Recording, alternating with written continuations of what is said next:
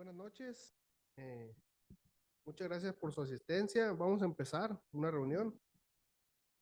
Buenas noches, personas que nos visitan. Vamos a iniciar una reunión más en nuestro grupo en el cual sesionamos diariamente de 6:30 a 8 de la noche. Y para ello los invito a meditar unos instantes sobre el problema que aquí nos reúne, que en nuestro caso personal es la adicción de sustancias nocivas para la salud. De campana a campana.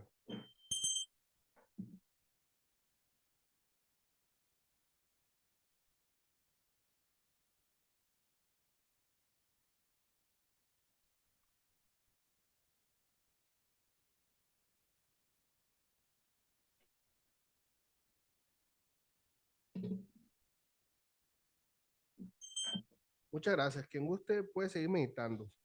A continuación, vamos a dar lectura a nuestra misión del Centro Psicoemocional Esperanza. Nuestra misión es ayudar al mayor número de personas posibles a mantenerse sobrios, así como ayudar a otros a dejar distintos tipos de adicciones que se contraponen al estado de bienestar y felicidad de las personas.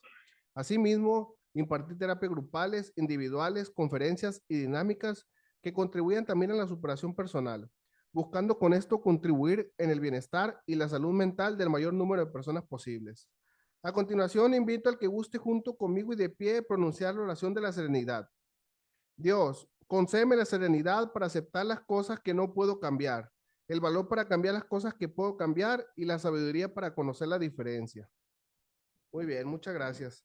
Bueno, entonces el día de hoy veremos en el Centro Psicoemocional Esperanza el tema psicológico de ansiedad, en el cual el doctor Víctor Hugo nos va a ayudar a desarrollar este tema y vamos a pasar a invitarlo. Adelante, doctor.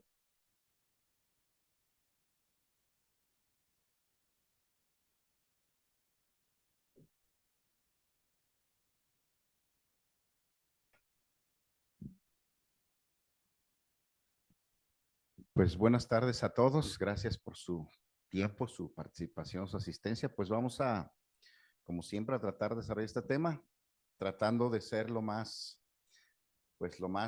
sencillos posibles y diseminarlo juntos. Y al final, como siempre, tenemos una pequeña sesión de preguntas y respuestas. Para ello, seguramente ya le entregaron una tarjetita. Si no, ahorita Gerardo va a hacer una tarjetita donde ustedes pueden tomar nota y anotar sus preguntas que al final nos las puedan hacer llegar o desde su asiento con el micrófono pueden tener ya sea un comentario, una extensión, una aportación complementaria para el tema o propiamente alguna duda que se relacione con lo que estamos viendo, ¿no?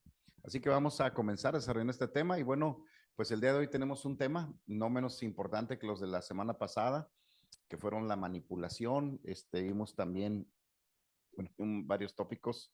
Hemos visto el estrés, también vimos, fue un tema muy interesante que pudimos ver. Todo este mes estamos viendo todos los temas o las temáticas que tienen que ver con los miedos. Déjeme hacerle un recuento de los temas que hemos estado aquí exponiendo y todos son muy, muy interesantes y todos tienen que ver con lo que es el miedo. Tuvimos la ira también, eh, tuvimos el temor como tal. Aquí está la lista de temas, se los comparto. Igual en la página están ahí ya. El día de hoy tenemos la ansiedad, mañana tendremos la vergüenza y el jueves estaremos tocando la depresión, que es un tema, son de los más socorridos, ¿no? Pero en un momento ahorita se los hacemos, se los compartimos. Déjenme ver, aquí están los temas. Muy bien, iniciamos el mes con este tema de la ira, después vimos el temor, el pánico, la segunda semana vimos fobias, estrés, agresividad, la semana pasada vimos celos, rebeldía, manipulación y hoy estamos tocando el tema de la ansiedad para mañana vergüenza y terminar con depresión el mes. Son los temas relacionados. Muy bien. Vamos a ir aquí, como siempre, el tema de la ansiedad, nosotros un eslogan, un axioma es la incertidumbre progresiva. La palabra certidumbre tiene que ver con certeza o con claridad de pensamiento o con algo que aterrizamos. Es como la convicción. La convicción es la básica idea de un convencimiento tal que ya es un cimiento, es un pilar y ya de ahí no se me mueve. La certidumbre es similar, es como el conocimiento general. de algo que ya sé cómo opera, cómo, qué es lo que puedo esperar de, pero la incertidumbre pues es lo opuesto, es la antítesis, no sé qué esperar, no sé qué sucederá y esta incertidumbre también tiene algunos rasgos de preocupación que ahorita vamos a ver. Muy bien, vamos a la definición, como siempre, creo que es con lo que iniciamos. La definición es muy importante, hemos tenido definiciones coloquiales, médicas y definiciones del diccionario. Esta es la definición, como todos los temas, este tiene muchas definiciones, pero esta es una síntesis de lo que pudiera ser una definición más acertada. Esta es una definición psicológica y dice que es un mecanismo, la ansiedad, de defensa natural del organismo frente a estímulos externos o internos. Hay que subrayar ahí internos, externos. Son percibidos por el individuo como amenazantes o peligrosos y se acompaña de un sentimiento desagradable o de síntomas somáticos de tensión. Aquí la tensión podemos tipificarlo como el estrés. Se trata de una señal de alerta que advierte sobre un peligro inminente y permite a la persona que adopte las medidas necesarias para enfrentarse a una amenaza. Si se dan cuenta en el tema del temor, fue lo mismo. Es una señal de alerta que advierte sobre un peligro inminente. Y nos llevaba a la conclusión de que tanto el temor es natural como la ansiedad es natural.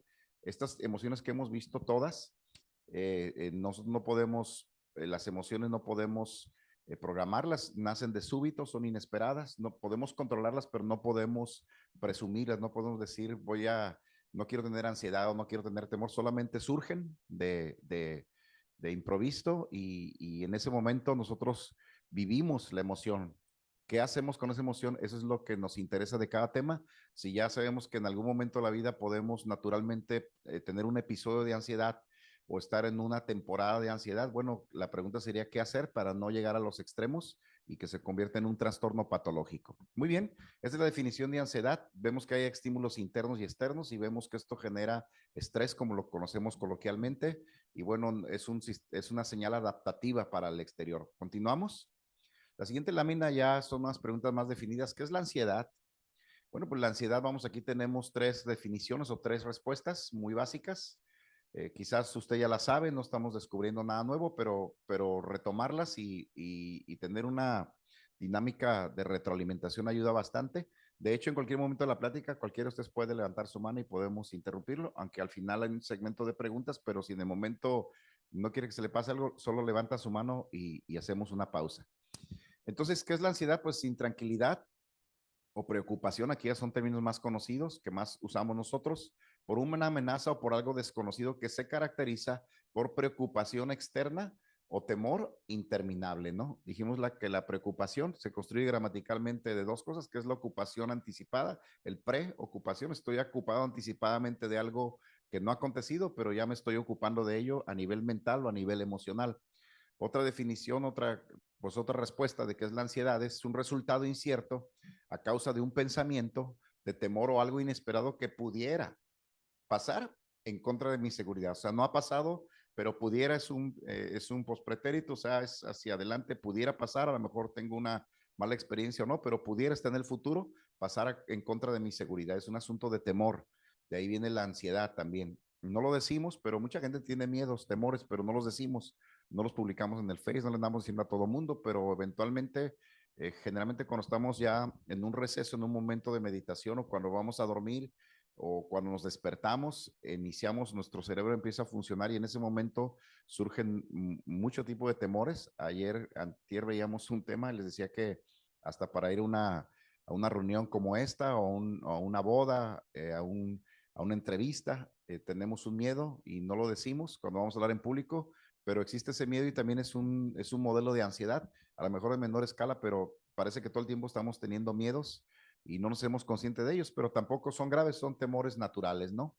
Viene ¿qué es la ansiedad? Bueno, otra definición o otra respuesta a la pregunta es una preocupación anticipatoria, valga la redundancia y se refuerza en la imaginación de que de algo que pudiera pasar, pero que aún no está sucediendo, ¿no? Entonces, es nada más un refuerzo de lo anteriormente dicho. Vamos a continuar. Estos serían respuestas para qué es la ansiedad. Si tú te lo has preguntado, bueno, ahí está de una manera más coloquial, ¿no? Continuamos. Pues aquí hay una definición según el diccionario. Usted va al diccionario normal, al Wikipedia, se va al Google y le pone ansiedad y esto es lo que va a salir ahí. Dice, es un estado mental que se caracteriza por una gran inquietud. Note que la palabra inquietud es la antítesis de quietud, de calma, es una intranquilidad, no me trae calma, y una intensa excitación y una extrema inseguridad. Aquí ya lo define como algo extremo, una inseguridad. No habla de temor, habla de inseguridad. Entendamos que la inseguridad conlleva el temor, pero la inseguridad es algo más grande. En el contexto de la vida, la inseguridad tiene otras aristas diferentes a temor, ¿no? Y pues también es una angustia que acompaña algunas enfermedades, en especial a ciertas neurosis. Algunos rasgos de la neurosis son la irritabilidad, que es la intolerancia, la hiperreactividad. La hiperreactividad es como un mecanismo de defensa que siempre estoy a la defensiva. Yo le digo que siempre está a punto de turrón, así como las planchas, o sea, cualquier cosita, soy hiperreactivo o hipervigilante, todo, tengo un sentido de paranoia, me cuido mucho de quién me ve, quién opina, quién dice cosas. Esto de las redes sociales ha generado una hipervigilancia que decíamos en uno de los temas que ya no, la ciencia médica ya no ha sabido hasta el día de hoy cómo determinar hasta dónde se hace una adicción en el uso de la tecnología. De repente hay gente que está muy al pendiente de sus redes sociales y de las reacciones o de los likes o de los comentarios y esto los mantiene en una hipervigilancia que después se manifiesta en un problema de sueño o un problema de otro tipo, pero mucha gente no se da cuenta que está hipervigilando a través de las redes sociales todo su universo, su esquema, ¿no? Esto es complicado, pero es otro tema, ¿no? Y luego viene la hipersensibilidad, o sea, me siento muy vulnerable a todo y a todos, y entonces las personas que reaccionan, la neurosis son personas que reaccionan tienen un nivel de resistencia muy pequeño, muy cortito, para tener reacciones, entonces la angustia hace que haya una preneurosis o un tipo de neurosis que todos padecemos. En un episodio de ira, todos en algún momento cursamos por una neurosis. Decíamos que la neurosis es una intoxicación adrenalínica en el cerebro que nos permite ver la realidad completa y tenemos un detrimento de la realidad, del juicio, de la conciencia, del raciocinio y la voluntad hasta en un 20 o 25% en un episodio neurótico. O sea, cuando yo me enojo, no veo, no pienso, no escucho, en ese momento estoy en una crisis y esa es la neurosis. Pero bueno, la angustia nos puede llevar a eso. Ahora la angustia es un temor que viene generalmente a la boca del estómago. Todos los miedos vienen aquí, en el duodeno, que es el esfínter duodenal. Como todos los duodenos, todos los esfínteres tienen un cúmulo de terminaciones nerviosas muy abundantes. Entonces, cuando viene un susto, lo siento aquí en el estómago. Por eso de aquí irradia todo el sistema digestivo. Es curioso, ¿no? Pero el miedo no va al corazón, aunque dicen, me duele el pecho. Bueno, esa es una angustia, pero yo es cuando tienes ya todo el cuadro completo. Ahorita vamos a ver todo el ciclo y entonces viene un proceso de obstrucción respiratoria y sientes dolor en el pecho por una falta de oxígeno. Pero donde viene primero el golpe es en el estómago, ¿no? Cuando hay un susto viene al estómago y esa es la angustia. Muy bien, continuamos. Bueno, pues la ansiedad adaptativa o no patológica, que es lo que los hablaba, es una cuestión muy natural. Es una sensación o un estado emocional normal ante determinadas situaciones y constituye una respuesta habitual a diferentes situaciones cotidianas estresantes. Si te das cuenta cómo la ansiedad no necesariamente es un problema, es un mecanismo. Y como todos los mecanismos, pues tú decides, ¿no? Hasta el mismo vehículo, si tú le das un mal uso, bueno, el motor tendrá menos duración o lo podrás dañarlo, ¿no? De repente acelerones muy bruscos o frenos muy bruscos. Pareciera que no, pero los mecánicos que saben de esto y he platicado, la vida del motor sí tiene sus implicaciones, lo mismo con todos los órganos internos y esta es una de ellas. Si la ansiedad la mal usamos, pues nos cargamos de más, pues eso nos va a generar un problema a nuestro sistema. Por lo tanto, cierto grado de ansiedad es incluso deseable para el manejo normal de las exigencias o demandas del medio ambiente. O sea que, pues, si tú crees que la ansiedad es mala, no necesariamente. Hay una adaptativa, así se llama ansiedad adaptativa o no patológica, ¿no? Muy bien, entonces si hay una adaptativa y una patológica, pues vamos a estudiar las características de la ansiedad como una patología o como una enfermedad, que es el término coloquial. Continuamos.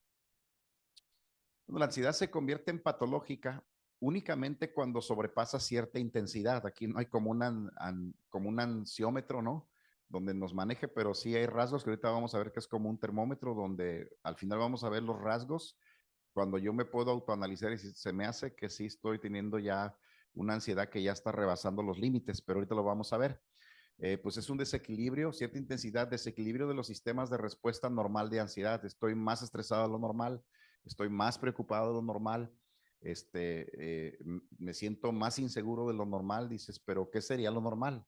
Este es un buen referente. Sin embargo, siempre les decía que en el esquema de la concepción del crecimiento y el desarrollo humano, los próximos siguientes a nosotros, que son nuestra esposa y nuestros hijos, ellos tienen un ojo clínico por encima inclusive de los psicólogos, ¿no?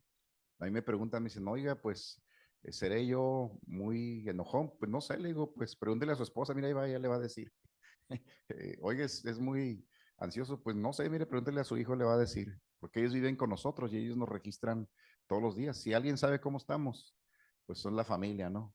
De hecho, tenemos algunos teoremas en la terapia psicológica y les digo, mira, si tu esposa sugiere, deduce o interpreta por cualquier razón que tú pudieras estar haciendo algo mal, hay un 99% de posibilidades que sea cierto, ¿no? Porque la esposa te observa, además ella, su hemisferio derecho funciona mejor, que es el de la percepción y el de la percepción sensorial, entonces las mujeres ven 10, registran 10 veces más características. Y miren, mi esposa me habla, ya lo puse de ejemplo un día, y me dice, hola, ¿cómo estás? Bien, me dice, ¿te duele la cabeza? Y digo, pero ¿cómo? ¿Y cómo sabes? Es que se te oye, pero ¿cómo si nomás te dije hola? Pues es que te escucho, me dice, ay, caray, o sea, o te sientes muy estresado, ¿tienes algún problema? Le digo, no, ¿por qué? Pues es que te veo, le digo, pero ¿cómo me ves si yo estoy normal? Me dice, no, es que yo te conozco, tu mirada. ¿Cuántos saben de lo que estoy hablando? Las mujeres que están aquí presentes, ¿no? Ellas conocen, ¿no? Ellas saben y uno dice, bueno, tiene psicólogo en casa, ¿no? Muy bien, continuamos, vamos a ir avanzando un poquito. Entre los trastornos de ansiedad se encuentran las fobias, que ya lo vimos, fue un tema, que ya es una ansiedad pues al extremo. El trastorno obsesivo compulsivo, que por ejemplo hay gente que tiene mucho miedo ahora con el COVID, vivimos este trastorno obsesivo compulsivo, había gente que no cruzaba el umbral de su casa por meses, había gente que no entraba a un lugar si no estaba solo, había alguien que guardaba más de la distancia reglamentaria y si alguien se acercaba, pues o si alguien estornudaba en un oxo, no, pues todo el mundo salía corriendo. Y también la agorafobia también fue otro trastorno. Los que no estaban acostumbrados a estar en casa mucho tiempo. El trastorno por estrés postraumático, que es del COVID, es el más reciente, es un postrauma. No para todos, pero mucha gente todavía tiene este problema pues porque estuvo muy cercano a la enfermedad, quizás perdió algún familiar o mismo estuvieron en un riesgo inminente de morir. Bueno, pues hay un trauma, ¿no? Pues ellos pudiera ser que quedaron vulnerados con este asunto de la ansiedad. El trastorno de ansiedad generalizada, es el que estamos viendo, y el trastorno de ansiedad social, la idea de estar muy al pendiente de la cuestión relacional social. Dijimos que un ejemplo, por ejemplo, el culiacanazo, es un trastorno de ansiedad social donde mucha gente, después de este evento social, pues mucha gente quedó con este trastorno de ansiedad, ¿no? O sea, ¿dónde voy? ¿A qué hora salgo? ¿Con quién viajo? ¿Con quién me relaciono? Es un trastorno de ansiedad social. Ya no tenemos la misma libertad, por lo menos durante un tiempo, de recuperar nuestra movilidad diaria. Muy bien, entonces aquí están, ya vimos estos, son algunos de los trastornos de ansiedad. Se dan cuenta, la ansiedad no es aislada, sino que tiene componentes y estos son algunos de los excesos que nos llevará a la ansiedad cuando ya se convierte, rebasa la línea de lo normal. Entonces empezamos a tener este tipo de trastornos, ¿no? Hay quien ha vivido el pánico, ya lo vimos en una de las reuniones, fobias, todos en algún momento tenemos la fobia a algo, a las alturas, a la oscuridad, a los perros, a los gatos, al futuro, al abandono, a la soledad. Y el trastorno obsesivo compulsivo, hay gente que es perfeccionista, tiene obsesión con la limpieza, obsesión con determinadas cosas, con la imagen propia, y la agorafobia, pues a los lugares encerrados y a los lugares abiertos, en fin, pero ya estos son trastornos derivados de la ansiedad, ¿no? Muy bien, continuamos aquí.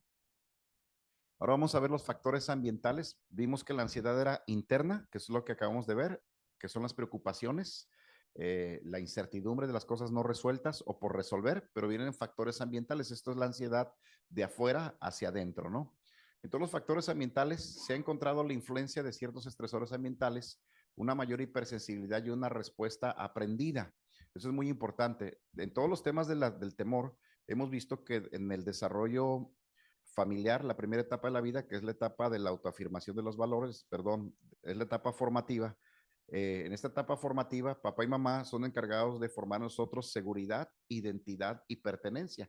Entonces, si papá y mamá hicieron un buen papel pasamos a la segunda etapa de la vida, que es después de los 12 años, a la autoafirmación de nuestros valores, que es el manejo de mi soledad, manejo de mi libertad y manejo de mi independencia. Pero en esta etapa formativa, padres ausentes o divorcios o problemas eh, eh, de una economía precaria, de muchas limitantes, eso generaron una inseguridad.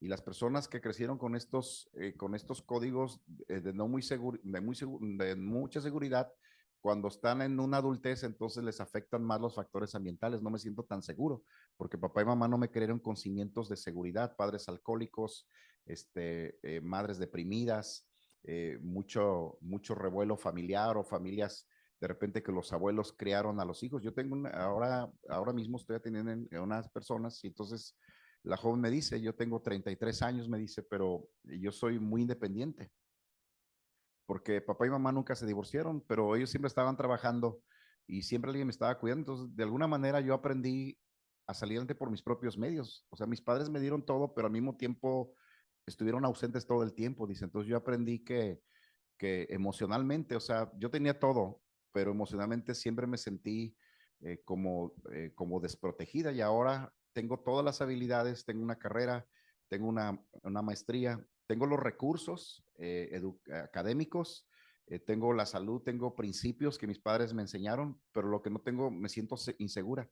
Cada vez que voy a hacer un negocio, cada vez que voy a tomar una decisión, o sea, viene como una inseguridad, como con quién lo comento, dice. Entonces, ahora estoy queriendo comentarlo, pero yo mismo me retroalimento y digo, no, es que tú siempre lo has resuelto sola.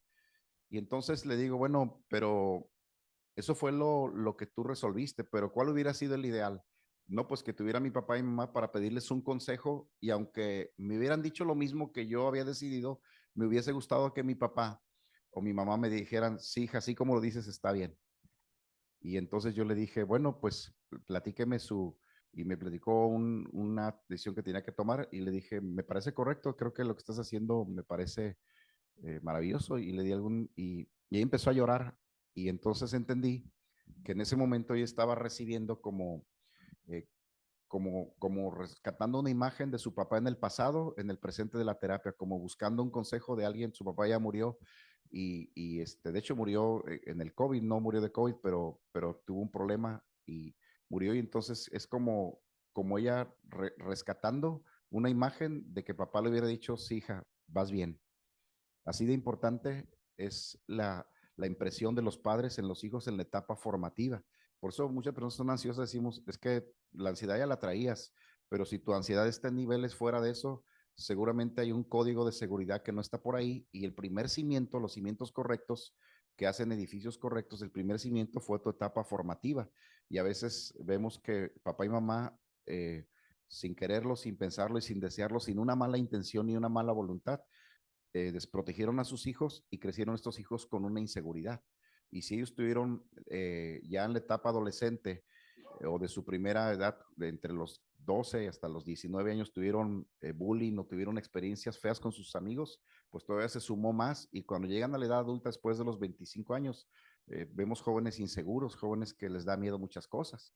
Y no lo sabemos hasta que vemos sus conductas, o ellos mismos nos lo refieren, o nos damos cuenta que son personas muy hábiles académicamente.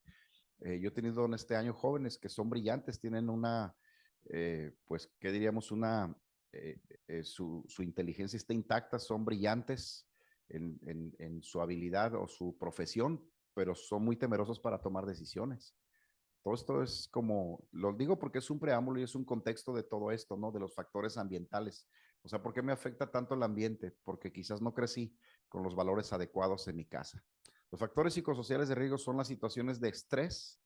Ya de adultos las vivimos todos los días, todo el tiempo, en todos los eventos, las experiencias que amenazan la vida, el ambiente familiar y las preocupaciones excesivas por asuntos cotidianos. ¿Cuáles? Pues renta, luz, agua, teléfono, colegiaturas, ginecólogo, médico, viajes, todo, ¿no? Determinadas características de la personalidad pueden ser factores predisponibles. Ciertamente, los temperamentos como el flemático y el melancólico, que son predispuestos o guiados por el temor, pues ellos les afectaría más. Los coléricos y los sanguíneos quizás no tendrían tanto problema con la ansiedad, pero hay determinados temperamentos, ¿no? Que sí lo podrían padecer porque son más vulnerables, ¿no? Muy bien, aquí están los factores ambientales del exterior hacia el interior. Vamos a seguir avanzando. Hay más información.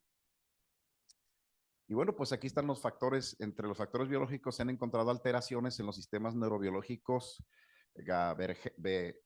GABAergénicos, aérgicos, no lo puedo pronunciar, siempre me cuesta trabajo, GABAérgicos y serotoninérgicos, que es, usted sabe que la serotonina es un aditivo acuoso del cerebro para la conexión de las neuronas, anomalías estructurales en el sistema límbico, que es lo que controla el sueño, y el córtex paralímbico, de ahí viene, que es una de las regiones más afectadas del cerebro. Ciertas alteraciones físicas, una mayor frecuencia de uso o retirada de medicinas, alcohol, drogas, sedantes y otras sustancias, y cierta predisposición genética. Esto es un contexto biológico, pero sí afecta personas que toman mucho medicamento o sedantes o drogas o alcohol o sustancias X, pues dañan. Y la ansiedad tiene, la primera alteración es el sueño, que es la parte límbica, o la parte del recuerdo, la memoria a corto plazo. Mucha gente que está ansiosa se le olvida muchas cosas o le cuesta trabajo recordar o concentrarse, que es el déficit de atención.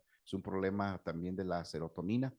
Así que esa es una cuestión ya biológica, pero sí el cerebro se afecta y pues las neuronas también cobran su factura y todo esto genera también ansiedad. Así que, de hecho, todas las personas que tienen un problema de alcoholismo por consecuencia natural tienen un trastorno ansioso conversivo o ansioso depresivo. No todos, pero la gran mayoría cursan por este problema y los que usan drogas, pues ni se diga, ¿no? Y hay gente que tiene problemas con las pastillas, son dependientes farmacológicos y si no es la pastilla a la hora, se ponen muy mal y a veces, tenía una señora que hace como unas semanas y me dice, es que yo me curé cuando dejé de tomar medicamentos. Pues la felicito, me parece. Es que estuve 10 años tomando medicamentos porque siempre me dijeron que era depresiva y que era ansiosa, pero un día decidí ponerme a hacer ejercicio y tomar dieta. Y de esos años para acá me siento la mujer más fuerte. Jamás dije que efectivamente los medicamentos son muletas que tomamos para caminar, pero yo en mi opinión personal, los medicamentos nunca han sanado a nadie. Te ayudan con los síntomas y te ayudan, es una ayuda, un paliativo mientras, es el yeso, las muletas mientras se te sana el pie y puedes caminar por ti mismo, pero dudo mucho que un medicamento te vaya a resolver la vida, ¿no? Pero a veces que caemos en ese esquema y hay gente que por tanto medicamento tiene un problema de ansiedad porque si se le pasa el medicamento o no encuentra el medicamento entran en una crisis y es una dependencia emocional, ¿no? Hace muchos años cuando tenía una clínica una clínica para tratamiento de adicciones, un muchacho se puso en crisis, ya lo platiqué una vez y entonces me llamaron a mi consultorio, voy a la clínica y pues ese día el doctor no fue y él estaba muy desesperado, estaba en un plan bélico, por ahí agarró un cuchillo en la cocina y dijo, es que quiero mis medicamentos o si no ahorita me voy a matar y bueno, se puso en un plan así y pues como cualquier adicto en recuperación le dije, a ver, ven, y ya lo senté, le abrí el casillero y este es tu medicamento, sí, pues tómatelo. En ese tiempo el médico que iba era homeópata. Y entonces ya tómate tu pastilla, ya se la tomó, ya estoy platicando y dije, ¿ya te sientes más relajado? Sí, me dijo, ya pues es que si no me dan la pastilla me siento mal. Le dije, ¿cuánto tiempo tienes aquí internado? Pues ya voy para 3 meses. Le digo, ¿y todos los días te dan tu pastillita? Sí. Pues sí, me la cambiaron por esta homeopática. Le dije, mira, te voy a decir, pero no te vayas a agüitar. Y le dije, resulta que estas pastillitas no tienen nada, son con azuquitas, porque a todos y todas son iguales, nomás que ahora te estoy diciendo para que te des cuenta que todo está en tu mente, le dije. Te has estado tomando pastillitas de azúcar todos los 2 meses y medio y ahorita te pusiste grave porque en tu mente crees que necesitas la pastilla. No, hombre, se puso como cachora, todo pálido, así como que, o sea, como que qué fraude, le dije, pero son buenas noticias. Y ya a partir de ese ya no se las volvió a tomar porque se dio cuenta que era una dependencia que él tenía. Qué cosas, ¿no? Pero sucede a veces, ¿no? Bueno, vamos a continuar. Con eso no quiero decir que estoy en contra de la medicina, ¿no? No sé a qué rato vengan y ya, voy a terminar en la cárcel por andar diciendo disparates, pero no. Manifestaciones de la ansiedad. Bueno, pues aquí están las fobias. Vimos que algunos los han padecido. Hay fobias bien chistosas. Hay gente que tiene fobias, no sé, a cosas muy raras, ¿no? Hay gente que tiene ataques de pánico que son terribles, terribles. No se les desea a nadie. Desórdenes obsesivos compulsivos. Dijimos que los celos están dentro o la codependencia. Se da mucho en el noviazgo estos desórdenes obsesivos compulsivos, querer que la pareja siempre esté para mí, que me conteste a todas horas, que no hable con nadie, que no se vaya a ningún lado. Y dices, oye, pues se me hace que ya te enfermaste, ¿no? Así como que amor, amor no es. Luego, crisis de ansiedad generalizada, la que estamos viendo, desorden de estrés postraumático, ya lo mencionamos, desorden agudo de paranoia, pues cuando hemos tenido un secuestro, una amenaza, una situación de riesgo inminente en nuestra vida, la paranoia dura un espacio de tiempo, no es tan fácil salir a la calle ya de nuevo o hacer ciertas actividades que hacíamos antes de que sucediera el percance, desorden de atención relacional, por relaciones conflictivas o caóticas, fuga para ingerir sustancias o situaciones emocionales tóxicas, ¿no? Todo esto son manifestaciones de la ansiedad, ¿no? Por ejemplo, las personas que tienen sexopatías o que son sexoadictos o que tienen alguna adicción a algo y a la ludopatía, a los jueguitos, pudiera ser que tienen un problema de ansiedad. De hecho, las personas, un joven que hace no me atendí con un problema de ludopatía, pues él dijo, yo empecé a ir a los casinos como una diversión, pero llegó un momento en que él fue, dijo, ya no aguanto esto, yo a veces quisiera, ya no sé cómo salir de esto, ¿no? Pero no puedo, o sea, necesito salir a jugar y tengo que hacer lo que tenga que hacer como el adicto para conseguir tener un dinero para ir a jugar. Es un trastorno de ansiedad, ¿no? Cuando tú tienes un impulso de hacer algo, como dicen que no te puedes aguantar, pues a lo mejor traes mucha ansiedad, ¿no? Y es bien sencillo curar la ansiedad, es de lo más sencillo.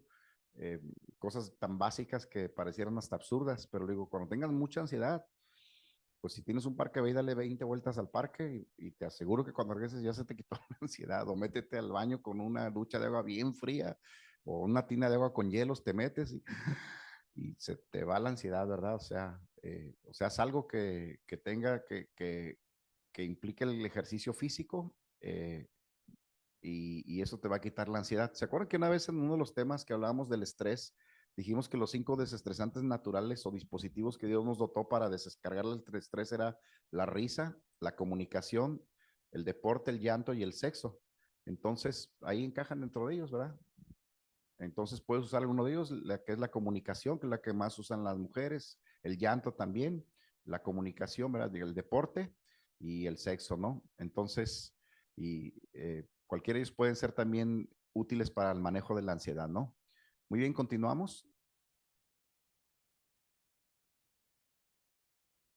Se diagnostica un trastorno de ansiedad cuando una persona tiene una respuesta extrema. Aquí ya vamos viéndonos con el espejito, ¿no? Sacamos el espejo y dices, pues, ¿seré? Pues no sé. Si tienes una respuesta extrema, por ejemplo, mucho miedo ante una situación, si es transitorio, no hay tanto problema. El problema es cuando tienes un miedo recurrente. Acuérdense que la palabra adicción o trastorno es un ciclo repetitivo de una misma acción que yo ya no puedo controlar. Si no puedes controlar tus reacciones, la neurosis tiene esta característica. Si altera tu forma de vida debido a la ansiedad, por ejemplo, no sale a la calle, evita hablar o comer en público, etcétera. O sea, situaciones que ya la gente dice, oye, ¿por qué haces esto? ¿Por qué no haces aquello? ¿Por qué no pasas abajo de una escalera? Cosas de ese tipo. Pues vamos adelante. Los signos y síntomas de la ansiedad más comunes incluyen los siguientes. Aquí ya es una cuestión fisiológica, pero es un registro o un referente o un autotest que te puedes hacer en este momento. Sensación de debilidad o cansancio recurrentes, obviamente, problemas para concentrarse o para pensar en otra cosa que no sea la preocupación actual, que es el déficit de atención. Esto es normal, pero de repente cuando tienes una preocupación, quieres leer un libro y dices, a ver, y lo vuelves a leer y no puedes poner atención o quieres hacer una suma o algo y no te puedes concentrar en tu trabajo, dices, es que traes un problema que viene de casa. Hace mucho tiempo, cuando hemos instalado esta terapia breve en las empresas socialmente responsables, que ya tiene esta forma de, me interesa que seas un buen empleado, pero quisiera que tuvieras calidad de vida y para ello tengo que revisar un poquito tu registro de antecedente familiar y cuando hay un empleado que no está rindiendo, le decimos, oye, ven, te sientes preocupado, veo que no te estás concentrando, sí, ve con el psicólogo. Y entonces el psicólogo que está en el área laboral le dice, a ver, platícame. No, pues es que me peleé con mi esposa en la mañana, o es que mi hijo está enfermo, es que mi mamá tuvo un accidente, es que eh, tengo deudas que no puedo pagar. Dices, entonces esa es la razón por la que no te puedes concentrar en tu trabajo, no estás rindiendo bien. Los jefes de área y los patrones generalmente tienen la habilidad de decir, esta persona ya no está rindiendo bien. Por eso las empresas socialmente responsables dicen, un empleado con estabilidad y con salud emocional produce más y mejor que un empleado en crisis o que tenga problemas.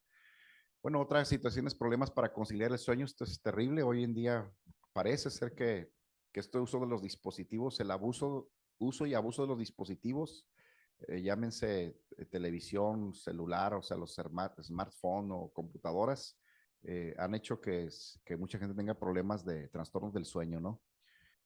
Además de las preocupaciones, padecer problemas gastrointestinales, tener dificultades para controlar las preocupaciones, tener la necesidad de evitar las situaciones que generan ansiedad, como la aura anticipatoria de un dolor X, pues esto, hay gente que dice, no, yo no quiero problemas, yo no quiero problemas, yo no quiero, no voy porque no quiero problemas, no hago esto porque no quiero problemas, no, o sea, dices que no quieres problemas y te preocupas, pero porque tienes una ansiedad de no tener una situación problemática.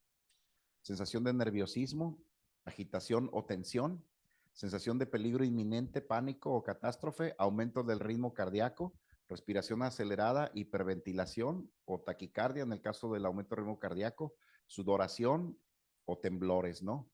Son signos o síntomas de ansiedad. Con esto no significa que si los padeces es que tengas un problema de ansiedad, pero cuando tienes ansiedad, alguno de estos se van a manifestar contigo, ¿no? Continuamos. Vamos a ver qué. Aquí están ya las señales de alerta para buscar ayuda. Sientes que estás preocupado demasiado y que esto interfiere en tu trabajo, tus relaciones u otros aspectos de tu vida. Retomando el tema de las esposas, es chistoso, ¿no? Pero lo menciono porque de repente la esposa dice, es que se me hace que mi esposo anda con alguien. ¿Y cómo sabe? Pues es que como que lo veo distraído en su trabajo, como que ya no me atiende, no se comunica con sus hijos, está muy al pendiente del celular, como que no quiere estar, o sea, dices, algo le está llamando la atención, no necesariamente otra mujer, ¿no? Pero resulta que casi es lo más socorrido, pero a veces son preocupaciones externas que la esposa, los hijos no saben, pero sí se notan que algo está pasando. La ansiedad es terrible, ¿no? De hecho, las personas que a veces cruzan la línea de la vida y se suicidan, algunos tienen un trastorno ansioso conversivo o depresivo agudo mayor o una esquizofrenia, pero también las personas con una ansiedad extrema pudieran ser también utilizar el recurso de la fuga de la vida, o sea, del suicidio, por un exceso de ansiedad que no pueden controlar. Entonces aquí estás, otra señal de alerta es tu miedo, tu preocupación o tu ansiedad te causan malestar y te resulta difícil controlarnos. Todos sabemos qué es esto, de repente estoy aquí y quiero estar allá y estoy allá y quiero estar acá y no hallo mi lugar, no estoy bien en ningún lugar, como que quiero platicar con alguien, pero al mismo tiempo no quiero platicar con nadie, quiero salir, pero mejor me quiero quedar, o sea, no encuentro mi lugar, es una pérdida del control del espacio vital y de tus pensamientos lineales. Te sientes deprimido, tienes problemas con el consumo de alcohol o drogas, o tienes otros problemas de salud mental junto con la ansiedad, como la depresión, que vamos a ver mañana, pasado mañana. Piensas que tu ansiedad podría estar vinculada a un problema de salud física. Tienes pensamientos o conductas suicidas. De ser así, procura tratamiento de urgencia inmediatamente, ¿no? Muy bien, vamos a continuar, que está al final, estamos finalizando. Creo que viene la sesión de antes de esto. De las preguntas y respuestas, los trastornos de ansiedad y la terapia. Los trastornos de ansiedad se curan en un tiempo razonable. Esto es una explicación propiamente terapéutica. Si nunca has asistido a una consulta terapéutica por ansiedad o conoces a alguien que lo requiera, esto sería lo que tratamos en terapia. En la mayor parte de los casos es un tiempo razonable, no es de por vida. El tiempo de tratamiento no suele exceder de unos meses, dependiendo del trastorno, su severidad, el tiempo que hace que sufre dicho trastorno, la colaboración del paciente, usuario, etcétera. Son factores que hacen que una terapia sea más corta o más larga. Durante estos meses se realiza una única sesión semanal de 1 hora de duración, aproximadamente. Al cabo de unas 10 o 12 sesiones, se puede espaciar la frecuencia de dichas sesiones a una por cada 2 semanas y más adelante espaciarlas más, desvaneciendo la frecuencia poco a poco hasta dar el alta. Ahora bien, hay que insistir en que no todos los trastornos de ansiedad son iguales. Por ejemplo, el trastorno obsesivo compulsivo, cuando es severo, tiene un tratamiento más largo y diferente. Quiero, de mi experiencia personal y quizás de una media general de los terapeutas o de los psicólogos, la verdad las personas no cumplen ni las 10 sesiones. La vida media de terapia son de 3 a 5 sesiones y quién sabe, ¿no? Y porque tampoco mucha gente no va por ansiedad porque lo vemos muy normal. De verdad, la gente piensa que es muy normal la ansiedad, pero hay gente que se mete en problemas por decisiones erróneas, por asuntos de salud y van con el neurólogo, con el gastroenterólogo, con el cardiólogo, con todos los doctores y al final todos los necesitan que necesita ir a terapia. Y dices, es que mi problema es de salud. No, su problema es emocional y su problema es de orden mental, pero como usted no tiene, pues problemas en México todavía, pues ya no tanto, pero no está tan, tan abrazado el concepto de la terapia, pues mucha gente le va y dice, mejor me voy a tomar un café con un amigo, me voy a un bar, me tomo una copa, y dices, y ya, se me quita la ansiedad, le digo, ¿será?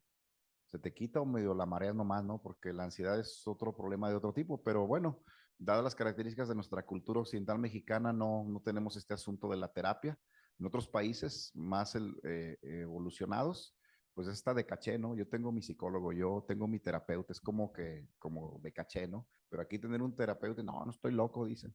Pues yo no entiendo loco, eso ya están allá internados. Yo atiendo gente normal que quiere mejorar y que queremos desarrollar su potencial y llevarlo a otro nivel de rendimiento. O sea, no, o sea, ¿quién dijo que los psicólogos, que los locos van con los psicólogos? ¿Cómo llegaste a esa conclusión tan absurda, no? Pero es nuestra cultura y de repente, es más, venir estas pláticas, platicaba con uno de los jóvenes aquí, encargados, y dice, es que los temas son maravillosos, ¿no? ¿Por qué no estaba rotado? Le digo, no, pues, si estuvieron los Tigres del Norte, no, hombre, ni en el edificio cabríamos, pero como vamos a hablar de algo que no nos gusta, todos los terapeutas somos confrontativos, entonces ir a una terapia de entrada, nosotros somos como el espejo donde te ves y decimos, pues mira, sí, sí eres, sí necesitas, sí ocupas, y no nos gusta que nos digan que nos vemos mal.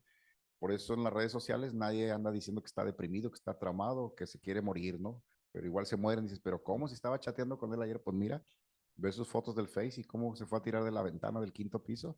Pues es que el Face es lo que aparentamos, pero detrás en la vida privada es donde tenemos que tratar este tipo de asuntos. Por eso este tipo de reuniones, este tipo de temas en este lugar. Y bueno, con esto dicho esto, creo que vamos a entrar a la sesión de preguntas y respuestas y pues pregunten. Tómense su terapia gratis, ¿no? Y ahí en su papelito, pues puede poner una nota o puede levantar la mano si tiene alguna pregunta, comentario, algo que complementar lo que yo dije. Todo aplica, ¿eh? Master, el comer mucho es parte de la ansiedad. Sí, totalmente, ¿no? Aquí no lo mencioné, pero en No, realidad, es por eso. Ok. sí, la gente come de ansiedad, o sea, quizás es de lo más clásico, ¿no? ¿Es posible que sea genético también esto o no? Bueno, ahí dice que sí puede ser que hay una predisposición genética, ¿no? Predisposición. Pero Ok. yo no estaría tan seguro. En mi caso particular, no igual la ciencia médica quizás no tenga recursos para validarlo, pero yo creo que es más con la cuestión de formación. Cuando dice etapa formativa, ¿a qué edad se refiere, Master? Entre los 5 y los 12 años, seguridad, identidad y pertenencia son los 3 códigos que afirman nuestro sentido de seguridad, nuestra estructura emocional. Entonces un niño tiene que crecer seguro, eh, eh, sentirse identificado. Por ejemplo, un examen express para un niño de 12 años, decirles, oye, si es varón, ¿te gustaría ser como tu papá? Si le dice, no, hombre, yo no, dices, mi papá no hizo buen trabajo. Porque la identidad es como la identificación, o sea, de idéntico, viene de iguala, entonces, ¿te gustaría ser igual a tu papá? Si el niño dice, no, hombre, yo quisiera ser como mi papá, dices, papá hizo buen trabajo. Entonces, desgraciadamente. Y El cigarro pertenece. también, Master, el cigarro. Sí, la nicotina es Pero son como fugas nomás. Sí, la nicotina es un psicótico disparador del sistema periférico nervioso, entonces en el momento pues es como una droga que neutraliza y hay una meseta, un episodio de, de anulación, entonces pues bien dejada, pero pasado esa curva, no hombre, se detona y entonces tengo la necesidad de volver a fumar otro cigarrillo y ahora pues, mira, empezaste con un orete, fumas una cajetilla diario. Se ponen bélicos. Cuando no tienen el cigarro, se ponen bélicos. Sí, porque el síndrome de abstinencia para todas las adicciones es terrible, ¿no? Porque el cuerpo, mismo en el alcoholismo menciona lo que se llama la alergia fisiológica, ¿no? Es el cuerpo ya te lo pide y si no se lo das, entra en una crisis, el cuerpo entra en crisis. Cuando yo tenía la clínica de rehabilitación, de repente personas muy intoxicadas pues ya entrando a la clínica ya no hay consumo y unos hasta, tenían episodios ¿cómo se llama? ¿Eh? Sí, como epilepsia se llaman, se me fue ahorita el nombre, lo tengo aquí pero empiezan a convulsionar y dices, hay que ver al médico, no, no, es que su cuerpo está teniendo una crisis de abstinencia, o sea, el cuerpo el cerebro no encuentra cómo redireccionar y cómo tomar un recurso natural, ¿no? Es como el que toma mucha Coca-Cola. O sea, el día que le da una manzana, guácala, dices, "Oye, pero ¿cómo? O sea, si el otro es veneno y esto, o sea, ya tu cuerpo dice, no, a mí mejor dame una coca, dices, órale pues. Sí, bueno, otra cosa, por ejemplo, el que dice la neurosis, cuando sufre ese detrimento, es lo que se vuelve como neurótico, pero esto de neurótico viene siendo genético o viene por un post-trauma. Bueno, ahí sí la neurosis tiene esas tres ramas, ¿no? Que es traumático, ya de herencia genética y es un comportamiento, ¿no? Pero ahí sí es una cuestión genética, porque yo sí me ha tocado ver que padres neuróticos, hijos neuróticos, nietos, bisnietos neuróticos, y dices, oye, pues todos, pero a veces las personas luchan con eso, o sea, son buenas personas, pero traen una cuestión del carácter muy reforzada, ¿no? En No, esa, en las láminas que usted mostró no lo dijo, no lo comentó, no vi nada más, pero es posible que estas personas entren en drogas también. el neurótico. No, el neurótico, no, en la ansiedad, parte de la ansiedad. Bueno, lo que pasa es que eh, Hablamos de comida, el exceso de comida, lo cual yo entendería que sería gula, ¿sí? Hablamos pues del cigarro, pero es posible que este sea un portal para que estas personas caigan en consumo de drogas. Bueno, lo que pasa es que la Organización Mundial de Salud establece dentro del marco de las adicciones, la neurosis lo establece dentro del marco de las adicciones y el neurótico que es adicto pues a la adrenalina, ¿verdad? Y el ansioso que es adicto pues a la oxitocina y a la serotonina, dices, y el codependiente a qué es adicto pues al dolor, porque el dolor le genera, por ejemplo, cuando escuchamos que son estos masoquistas, dices, pero es que a el dolor le produce placeres, es como que ya se enfermó, porque hay a nivel hormonal, a nivel oxitocínico, hay un disparo oxitocínico y la persona, el cerebro se intoxica. Y entonces la Organización Mundial de Salud dice que toda sustancia que intoxica y que nubla la capacidad natural de percepción, repito, raciocinio, juicio y voluntad, se determina que es una adicción. Entonces, como la bulimia es una adicción, la anorexia es una adicción a no comer, pues, a tener muy pocos antioxidantes en el cuerpo. Por eso la palabra adicción es un ciclo recurrente o repetitivo de algo que yo ya no puedo controlar. Y la ansiedad pudiera ser en sí misma una adicción. ¿Una adicción a qué? Pues estar preocupado. Pero la preocupación produce un aditivo en el cerebro, pues entonces sí se genera. Ahora que si ya tienen otras drogas, como los que decimos aquí, dicen los alcohólicos, la canasta básica, ¿verdad? Alcohol, sexo y drogas, dices, no, pues lotería, ¿no? Tú ya eres máster, ¿no? O sea, ya es un reforzamiento de varias adicciones, porque me quiero fugar de la ansiedad con el tabaco, dices, pues nomás estás reforzando la ansiedad, ¿no? Porque te va a dar más. Y con el alcohol, pues si eres depresivo, pues te vas a hacer más depresivo, o sea, no corriges una adicción con otra adicción, nomás la sumas y se refuerza, se hace más complicado, ¿no? Pero yo creo que la ansiedad ya como un trastorno ya encaja dentro del marco de las adicciones. Y la comida, pues obviamente como hay comedores compulsivos anónimos, sexoadictos anónimos, narcóticos anónimos, también hay ludopáticos anónimos y ahora los últimos años trabajólicos anónimos, ¿no? Los workaholics, o sea, eres adicto al trabajo, dice, no, sí, vas de vacaciones, trae la computadora, o sea, no te puedes desconectar porque sientes que el negocio va a perder. Dices, oye, pero ¿cuándo es basta? ¿Cuándo te desconectas de tu trabajo? Y hay gente que no se puede desconectar del trabajo, dicen. Y veíamos que, por ejemplo, la jubilación, que viene la palabra júbilo, y decimos, pero generalmente la persona cuando se jubila cae en una depresión en vez de estar contentos. Dices, pues deberías estar contento, ya te jubilaste, ya retornaste al uso y el manejo del control de tu tiempo y de tu espacio vital y de todo. Pero como estabas acostumbrado a estar en un esquema muy subyugado, el día que te dejan libre ya no sabes qué hacer con tanta libertad y te deprimes. Pero nuestro contexto natural debería ser tener la libertad de manejar nuestros tiempos, ¿no? Entonces hay una línea muy delgadita en que es que yo soy muy trabajador, le digo, pero a mí se me hace que ya te enfermaste porque trabajas tanto que ya no te acuerdas ni que tienes esposa, ni hijos, ni que tienes tiempo de calidad para ti, o sea, ya no. el abanico o la diversificación de elementos para nuestro bienestar es tiempo de calidad con la esposa, con los hijos, para ti mismo. Les decía la vez pasada, por ejemplo, tú eres esposo, papá y hombre. Le digo, oye, ¿cómo está el esposo? ¿Y cómo está el papá? ¿Y cómo está el hombre? Y con la mujer es igual, ¿cómo está la mamá? ¿Cómo está la esposa? ¿Y cómo está la mujer? Son tres personas en una y cada una tiene necesidades diferentes. Y a veces nomás le dedicamos tiempo a la realización personal, dices, y a los hijos, al ser mamá y al ser esposa. Pero bueno, sí, hay diferentes teorías, ¿no? O teoremas, pero básicamente nosotros tenemos que dividir nuestro tiempo en 5 categorías, que es nuestro trabajo, nuestra esposa, nuestros hijos, ¿verdad? Nuestro tiempo personal, como nosotros, o sea, por ejemplo, el tiempo de Víctor amando a Víctor, yo necesito un tiempo para mí, es el tiempo de Víctor amando a Víctor, si me quiero, en mi caso yo me relajo tocando piano, me voy a correr, y es el tiempo que a mí me gusta, es el tiempo de Víctor amando a Víctor, o sea, no estoy con nadie, no tengo que complacer a nadie, estoy haciendo lo que me gusta y me relajo.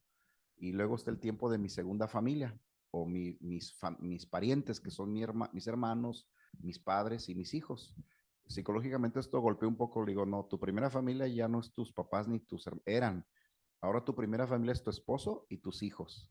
Y después tus hermanos y tus padres. Por eso cuando hay matrimonios donde la esposa y el esposo se casan, pero no se despegan de la familia de origen, hay muchos problemas a veces. Es uno de los temas que tratamos pues es que él desde que se casó todos los domingos quiere estar con sus papás. Si vamos de vacaciones quiere llevar a sus hermanos. Si vamos a comer quiere invitar a sus hermanas. Y qué, o sea, y cuando vamos solos él y yo como familia, le digo, es que él cree que su familia son sus papás, sus hermanos, y si no los invita, no sabe cómo convivir con su esposa y con sus hijos, o sea, no ha construido una familia nuclear, ¿sí me explico? Pero bueno, ya me metí en otro tema, continuamos. Le digo, Gerardo, que Gracias. íbamos a ver otros temas, no se llenaba aquí. Es que todo va conectado, perdón, ¿no? Ahí disculpen, ¿no? Adelante, ¿alguna otra pregunta? Si les da vergüenza, pueden escribir en papelito y yo se la paso al doctor. Pueden Adelante. ponerle, conozco un primo que El primo de un conozco. amigo. No, en mi caso, yo soy una persona muy perfeccionista y muy organizada. Tanto que eso lo llevo desde el trabajo hasta lo llevo a mi familia, a mi casa y etcétera. He tratado de buscar soluciones, no para erradicarlo del 100%, sino tratar de controlar un poco eso, ¿no? De muchas veces cuando llega a una casa, pues no tiene por qué molestarte cualquier cosa insignificante que esté desorganizada o algo así, pues. Pero lo he tratado de erradicar enfocándome en otras cosas, deporte, etcétera, bla, bla, bla, pero me lo llevo hasta esa parte también. No sé qué tipo de ejercicios se pueden hacer o qué tipo de vías de escape puede tomar uno para para ese tipo de situaciones. Ahorita lo que me ha servido un poquito más es meditar, pero en mi casa no podía o en un lugar no podía. Lo que agarré ahorita no es la iglesia en tanto de lo de la religión, pero ahí donde vivo hay una iglesia. Cada vez que el último trayecto hacia mi casa, llego, me paro, voy a la iglesia, esa siempre está abierta 24/7 y ahí lo agarro como para meditar, no tanto rezar ni nada de eso. Entonces siento que me ha dado un poco, pero también es algo difícil estar llegando pues, todas las noches ahí prácticamente, ¿no? A la iglesia. No sé si hay algún otro tipo de actividades o de respuestas para estar tratando de controlar eso. Sí, muy bien, pues todo eso que hacen en conjunto ayuda, ¿no?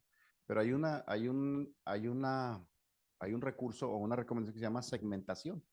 La segmentación es, dices, hasta dónde termina, eh, por ejemplo, si en tu trabajo eres jefe, dices, bueno, aquí eres jefe, pero cruzando la puerta de tu trabajo ya no eres jefe. Voy a ilustrarlo con mi persona, ¿no? Yo llego a mi casa y digo, es que yo ya no soy psicólogo, aquí yo soy el papá de mis hijos. ¿Y cuál sería, qué esperan mis hijos y qué esperan mi esposa de mí? Entonces, mis expedientes, yo cierro el consultorio y ahí se quedan todos los pacientes, ¿no?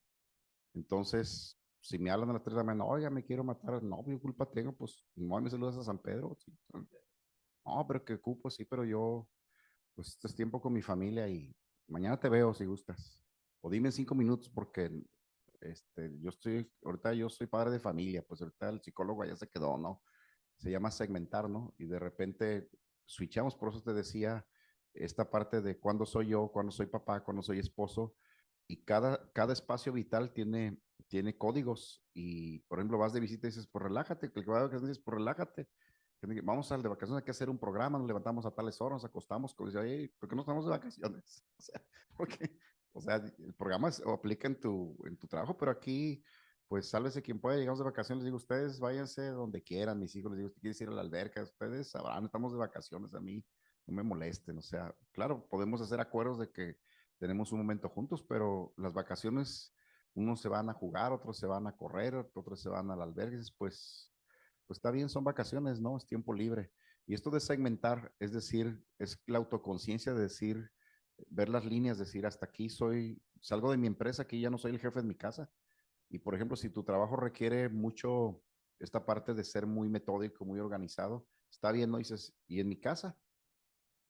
Y dices, pues hay cosas que no todo tiene que estar bien. Cuando hablamos de los temas del estrés, decíamos, eh, pero es que no todo tiene que salir bien, porque todo tiene que salir perfecto, porque todo, o sea, hay cosas que no salen bien y ¿qué vas a hacer? Pues tienes dos opciones, o te preocupas, o te frustras, o te enojas, o dices, pues está bien, o sea, va, o sea, no siempre, no todo sale bien, no siempre todo está bien, no, o sea, no se puede, pues, y aprendo a relajarme, esa es la palabra clave, ¿no? Pues relájate, yo digo, pues suéltalo, no trates de arreglar todo, o sea, no se puede, o sea, no hay tal cosa como que arreglas todo y todo sale bien y no va a suceder y te vas a frustrar mucho, entonces aprende a vivir la vida como viene, ¿no?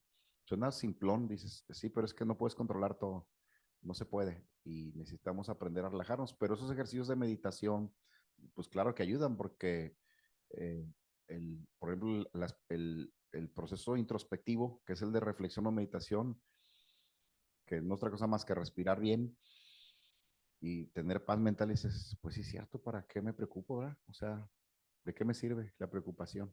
Pues de nada. Es como una silla mecedora que te mantiene ocupado, pero no te lleva a ningún lado. Y luego estableces códigos en casa. Por ejemplo, un código de casa que yo les recomiendo. Les digo, ¿qué vale más, la paz o ganar el conflicto o arreglar las cosas? Y entonces, si el código no era una casa, es paz, porque en el griego original la palabra hogar significa lugar de paz y lugar de seguridad.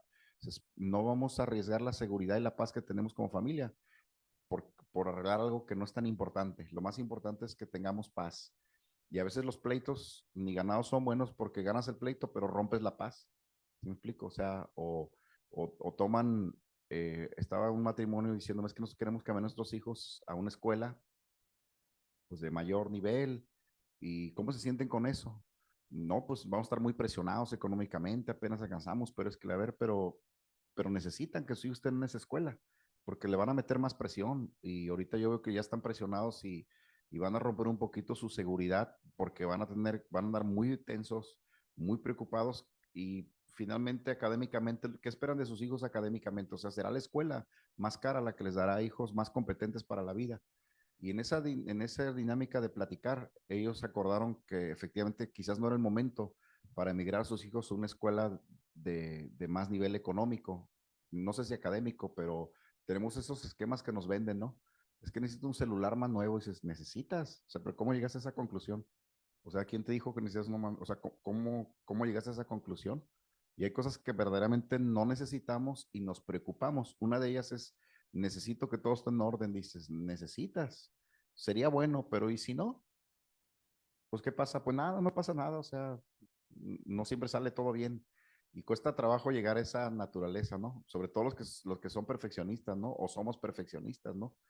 Este, eh, es más, si de algo te sirve como una aportación personal, yo soy un poquito perfeccionista y yo dirijo una comunidad cristiana donde no se abran unas 200 familias y hasta quitarme el traje de pastor me cuesta trabajo, porque pues a todas horas llaman y cuando no, que bodas, bautizos, funerales y todo y de repente salgo y dices que ya, o sea, la esposa, o sea, voy, oficio el funeral, la boda, lo que sea y vámonos. El sábado fuimos a una boda y querían que estuve ahí y terminamos y vamos. Digo, es que esto lo he hecho por 30 años de mi vida, o sea, ya voy a lo que voy y estoy un rato con la familia y la foto y vámonos, porque yo quiero llegar a mi casa a estar con mi hija, porque le prometí ver una película, ¿no? Suena medio absurdo, dice, sí, es que yo no puedo ser un pastor las 24 horas del día, lo soy, pero entiendo que hay prioridades y si yo no priorizo, mis propias responsabilidades van a echar a perder a mi familia. Mis hijos van a aborrecer un día a Dios, van a decir, oye, por culpa de Dios, mi papá, crecimos huérfanos, ¿no? Qué terrible. Y con el trabajo pasa lo mismo, ¿eh? De verdad. si no tenemos límites en nuestro trabajo, a veces tenemos miedo y decir, es que jefe no puedo, o sea, discúlpame, pero no puedo, si quieres córreme, pero no, porque nos vamos extendiendo y de repente 12 horas, jornadas de 12 horas, de 14 horas, digo, ¿qué le das a tu familia? Ya no le das tiempo de calidad, porque ni puedes, llegas todo cansado, frustrado, estresado, lo único que das son puros problemas, ya llegas todo en la última rayita, no guardas un tiempo de calidad para tu familia. Y yo escucho que el esposo llega, ya llega bien enfadado, bien, le digo, oye, cuando eres llegar, ¿cómo están, hijos? ¿Cómo estás, esposa? ¿Cómo te fue? O sea, deberías llegar todavía con una reserva de ánimo para que aportar a tu familia en vez de estar esperando que en tu casa estén esperando para tratarte como rey. Digo, pues, ¿quién te crees? O sea, esos son códigos mentales que hacemos prioridades y esa segmentación y esa priorización nos ayuda bastante, pero lo que tú haces también ayuda, ¿no? Perdón, ¿no? ¿Alguien más que quiera hacer un comentario, una pregunta, añadirle al tema? Todavía tenemos, uy, se fue muy rápido el tiempo, todavía tenemos, digo, la exposición, todavía tenemos 30 minutos. Pues invéntese una pregunta, ¿no? Ni papá ni mamá, ¿qué vendría siendo? ¿Qué figura Se podría tener llaman, esa se persona? llaman padres sustitutos, No hay ni padre sustituto. se llaman mecanismos de compensación alternativos, ese es el término clínico, pero los padres sustitutos o de reemplazo son como los abuelos o los tíos, y si no, entonces vienen los referentes sociales. Como quién Referentes te gustaría sociales. ser. Yo hace 15 días estuve en un orfanato allá en Morelia. Sí. Fui a la ciudad de Iztapa, pero llegamos a Morelia y me impactó, fue una cosa impresionante lo que yo vi ahí, porque todos estos niños son 40 niños, huérfanos, todos, de papá y de mamá, y a los que están en la casa hogar ahí, ellos son como los papás de ellos, pero los niños parece que se hubieran crecido mejor que con papá y mamá, porque hay un código, pues hay un orden, hay un sistema de vida, un sistema funcional, equilibrado, y los niños seguramente pues extrañan a sus papás, pero en el diario vivir y en su formación no les hacen falta porque tienen todos los recursos. O sea, no es que si ya eres huérfano ya te va a ir del cocón en la vida, no, pero depende del ambiente donde estás, ¿no? Y si en el ambiente hay un referente que hace las veces de papá, que ejerce la paternidad con responsabilidad, eso es extraordinario. ¿Y si no lo hay? Pues qué mala suerte, ¿no? No, sí. O sea, pero, pero, pues sería complicado, ¿no? sí. Sí, pues sí afectaría, ¿no? Y sí, pues yo trabajé algunos años en el penal, le hicimos ahí un programa que se llamaba Tú puedes vivir sin drogas, y de todos los rehabilitados, los jóvenes que platicaba todos los días, pues el historial era casi igual, nomás cambiaba el nombre y el apellido, y la mayoría de ellos padres ausentes o huérfanos de padre que los mataron de muy jóvenes, y pues eso quedó ese vacío y se llenó de resentimiento, de un montón de cosas, y terminaron en un penal, y es triste, ¿no? Aquí es donde viene la parte moral. Le digo, bueno, ayuda a alguien que puedas ayudar. O sea, tu vida no nomás es para tus hijos, pudiera ser que tengas más hijos. Yo tengo varios jovencitos que sé que no tienen papá y ellos me ven como su autoridad moral y yo los soy como su mentor, su coacheo, les hablo, a veces los llevo a comer, ¿cómo estás, hijo? ¿Cómo te va? ¿Qué andas haciendo? Platícame. Y pequeños momentos los alinean. O sea, ellos me han dado esa autoridad moral o yo me la he ganado, no sé, pero hago ese ejercicio y digo, es que estos niños, de que yo soy un referente a que sea cualquier otra persona, claro que hay un costo, ¿no? Hay un costo de vida. Y es donde cuando entramos a la parte del propósito, que será un gran tema que tengamos, digo, bueno, ¿y para qué sirve tu vida aparte de hacer dinero y tener a tus hijos? O sea, no habrá más gente en el mundo que puedas ayudar. No habrá niños huérfanos, no habrá mujeres desamparadas. Yo próximamente voy a poner un centro que se llama Centro de Resguardo para Jovencitas en Riesgo. Son jovencitas de 12 a 14 años que no tienen familia nuclear o papá y que pueden caer en el riesgo de la prostitución, de las drogas. Y queremos rescatar, no sé, las que podamos, 15, 20 jovencitas, quizás no rescatemos a todas, pero algunas que les libremos de esa ruta donde van a terminar en una vida desordenada, ¿no? Entonces siempre podemos hacer algo por alguien, siempre podemos ser un papá o una mamá o un mentor o un guía para alguien, si así lo decidimos. Eso se llama propósito de vida. O sea, es algo más de lo que normalmente hago en mi sistema natural del diario vivir, ¿no? Gracias. Gracias, Gerardo. Bueno, aquí dice,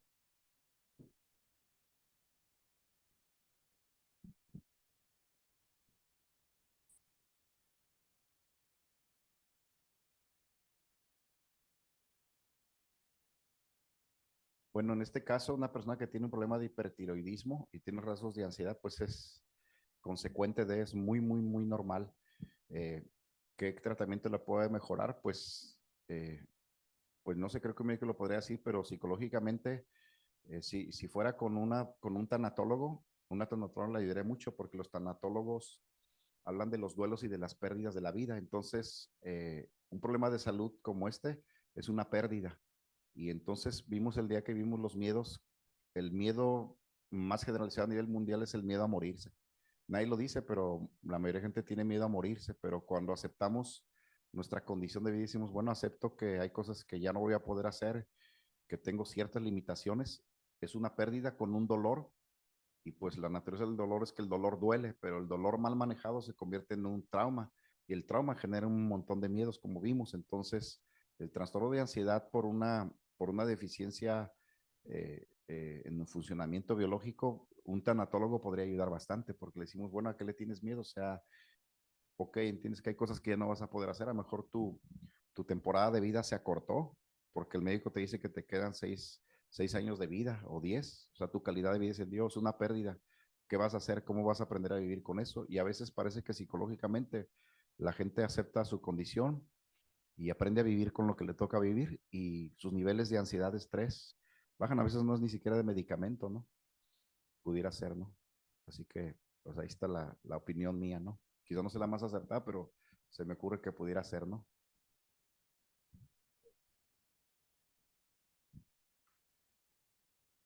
Entonces generan otra pregunta. Yo tuve un hermano sanguíneo, consanguíneo, que murió de cáncer. Entonces él estaba muy preocupado, pero llevamos la tanatóloga, y cuando le dijeron pues que le quedaban quizás semanas de vida, a partir de que platicó con la tanatóloga, ella platicó con nosotros, y fue muy maravillosamente experta. Y entonces habló con mi hermano, y aunque yo soy psicólogo, pero entre familiares no se puede, le dijo, pues mira, ya te vas a morir, si sabes que te vas a morir, qué es lo que deseas, qué te gustaría. Y las últimas semanas, mi hermano se fue feliz, estuvo riendo con sus hijos, o sea, su vida cambió radicalmente. Y ya casi para despedirse dijo, carnal, ya te veo, o sea, échale ganas, te encargo a mis hijos, pero con un ánimo. Tenemos un video, digo, es sorprendente que se está muriendo de cáncer, pero está contento. Pero ¿cómo lo logra? Y fue porque la tanatóloga le dio muchas sesiones, le dijo, pues despídete, o sea, ya es tu tiempo, o sea, es tiempo de despedirte. Y tuvimos una reunión con todos sus hijos, pudo bendecir a cada uno de sus hijos, abrazarlos, o sea, fue algo extraordinario. Y yo me quedé impactado, dije, verdaderamente, cuando tenemos los recursos correctos hasta afrontar la vida, puede ser algo no tan terrible como a veces nos lo imaginamos, ¿no? Y pienso que cuando tenemos pérdidas, no es fácil. A veces yo tengo que ir con personas al hospital donde despiertan de la anestesia y ya no tienen una pierna, les amputaron una pierna, mano, y tengo que estar al lado y decir, bueno, pues mira, esta es tu realidad, ¿qué vas a hacer? ¿Cómo te sientes? Y llora, pues llora tu pérdida. Y después sobre las terapias, bueno, hoy tienes que aprender a vivir sin una pierna. Tenías una pierna, pero ya nunca más la vas a tener. Pero tienes otra y tienes otras cosas. ¿Qué vas a hacer? Puedes frustrarte, renegar contra la vida, contra Dios, o puedes aprender a vivir, y puedes aprender que hay muchas maneras maravillosas de vivir la vida, porque estás vivo. Y entonces aprendemos que la calidad de vida tiene que ver con otros factores que a veces nosotros nos imaginamos o nos creamos, como es que si tuviera tal auto, si tuviera tal casa, si viviera, oye, pues como que fantasías mucho, ¿no? Mejor aprende a vivir con lo que tienes, ¿no? A disfrutar lo que tienes, ¿no? ¿Alguna otra pregunta? Si no, pues vamos a casi concluir. Anímense. Más A ver, que pregunta, estaría un comentario. a ver. Este, para las personas ansiosas, como tú decías, una manera de controlarlas, pues es yendo a una terapia psicológica, por supuesto. Pero si son leves, si no son patológicas, pues ya dabas algunos tips también, hacer ejercicio, leer, buscar otras actividades que te relajen, meditar. Y creo que también funciona muy bien en estos casos escuchar música, buscarte espacios para ti, meditar, si puedes meditar y quieres meditar, escuchar música y y, y también en lugar de estar en la vorágine de los temores, de los problemas, de las preocupaciones, de las, de las, de lo que no tengo y quiero tener, ¿no? También agradecer por lo que sí tienes.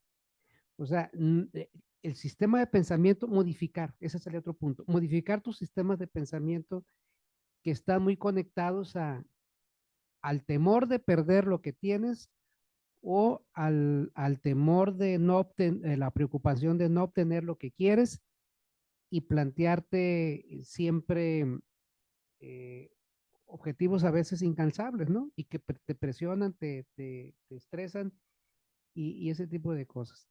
Entonces, cambiar el chip del pensamiento, es decir, deja de buscar lo que buscas, deja de buscar los perfeccionamientos, deja de buscar tus, eh, vi- eh, deja que la vida fluya, pues, ¿no? Entonces, cambiar el pensamiento, meditar, hacer ejercicios, ejercicio físico, escuchar música y plantearte que los problemas siempre se solucionan, siempre hay una solución a los problemas, ¿no? Esos que viven conectados siempre a la preocupación y al problema y a problemas que no existen, que los traes en tu mente solamente. Sí, es correcto. Se llama, nosotros tenemos eh, como un prediagnóstico tres etapas o tres momentos en la terapia, que es la resignificación de la experiencia. Por ejemplo, en el replanteamiento le dices, bueno, en el aquí y en el ahora, en este momento histórico que toca vivir, ¿qué es lo que esperas de este presente? Luego viene la redignificación, o sea, cómo reconstruyes o recuperas tu sentido de valía, o sea, qué vale para ti en la vida, qué es lo valioso de la vida. Y luego viene la restitución, o sea, qué puedes restituir a los demás y qué te puedes restituir tú. Este replanteamiento, que es lo que tú dices, Guadalupe, es una idea de cambiar el concepto de la forma de pensamiento y de vida.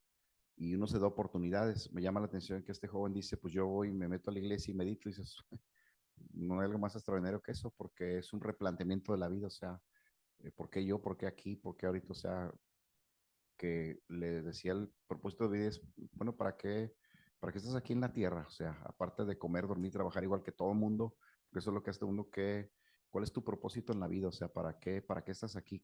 ¿Cuál es tu legado que vas a dejar? ¿Para qué en la vida qué vas a hacer aparte de criar a tus hijos? Eso lo tienes que hacer, es tu responsabilidad, hacer feliz a tu esposo, o sea, cosas básicas, pero habrá algo más para lo que yo fui llamado. Y ese llamado y ese propósito parece ser que nos renueva, nos replantea una nueva forma de vida y nos da paz.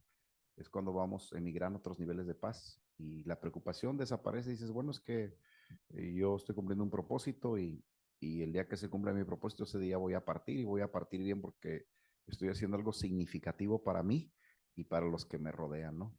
Son planteamientos maravillosos, por ahí va la cosa, ¿va? Muy bien, vamos a contestar esta última pregunta y después, antes de terminar, pedí en cabina que me prepararan un audio que me pareció interesante que lo puedan escuchar.